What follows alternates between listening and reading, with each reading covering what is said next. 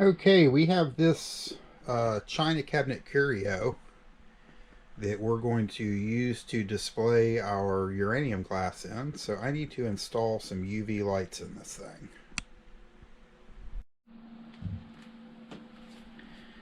So I think what I'm going to do is go up. I'm going to run the power through that existing socket. Well, not the power, but the power cord. I'm going to come through that where that socket is there.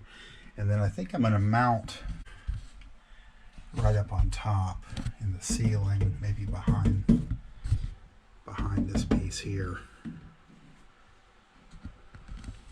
See if we can't figure this out.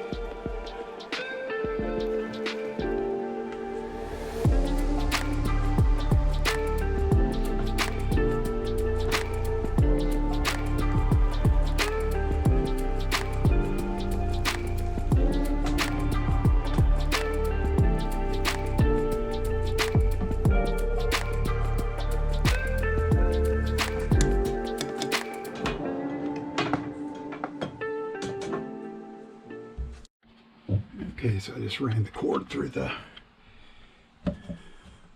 original opening there. That's all set up.